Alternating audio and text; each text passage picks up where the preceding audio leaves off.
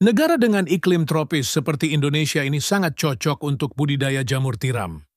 Cara budidaya jamur tiram cukup mudah dan modalnya pun tidak begitu banyak. Bagian yang paling sulit saat ini untuk budidaya jamur tiram adalah membuat baglok, yakni media tanam yang sudah berisi bibit jamur. Namun nggak perlu khawatir jika Anda baru pertama kali terjun di dunia jamur tiram, sementara untuk urusan baglok yang sudah siap tumbuh, bisa pergi ke orang lain terlebih dulu. Lambat waktu jika usaha budidaya jamur tiram sudah mulai berkembang. Cobalah untuk membuat baglok sendiri. Nah, langsung saja inilah beberapa persiapan dan cara budidaya jamur tiram versi Jamur Ganteng Official. Yang pertama, menyiapkan kumbung.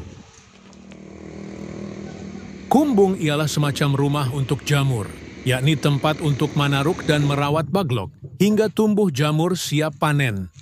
Di dalam kumbung tersebut terdapat rak yang bertingkat, biasanya terbuat dari kayu atau bambu, dindingnya bisa menggunakan papan atau paranet.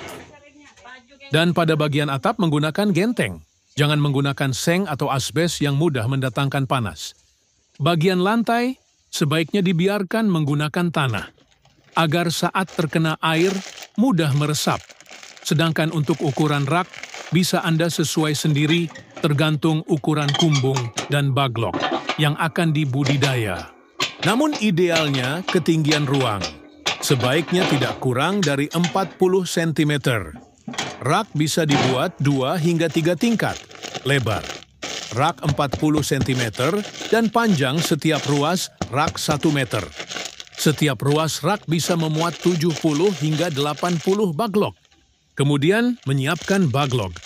Perlu kalian tahu, kualitas baglok yang bagus sangat mempengaruhi pertumbuhan dari jamur itu sendiri. Baglok ialah media tanam untuk meletakkan bibit jamur yang terbuat dari serbuk gergaji.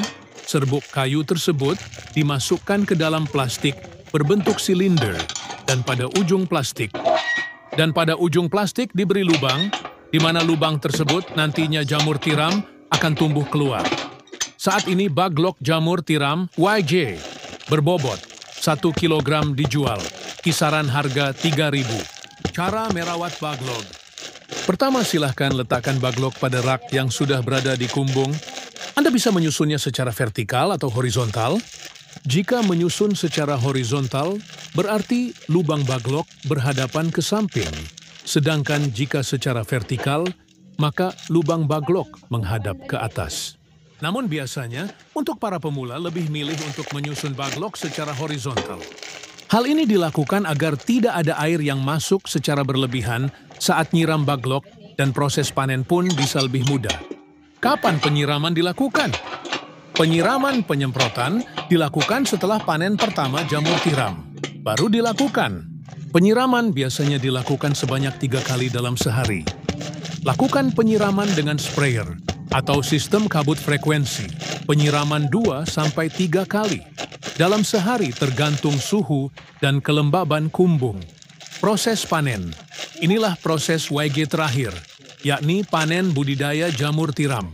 Bila baglok yang digunakan permukaannya telah tertutup sempurna dengan miselium, biasanya dalam waktu 1 hingga 2 minggu sejak pembukaan tutup baglok.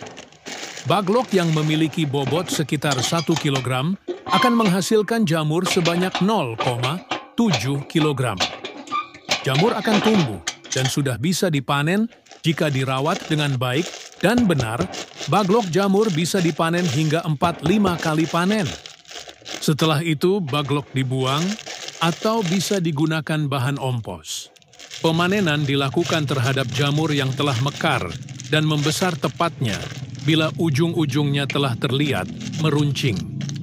Bila masa panen lewat setengah hari saja, maka warnanya menjadi agak kuning kecoklatan. Bila sudah selesai itu, jamur cepat layu dan tidak tahan lama. Kemudian jarak panen pertama ke panen kedua berkisar 2 hingga 3 minggu. Semoga bermanfaat dan barokah. Amin, amin, amin.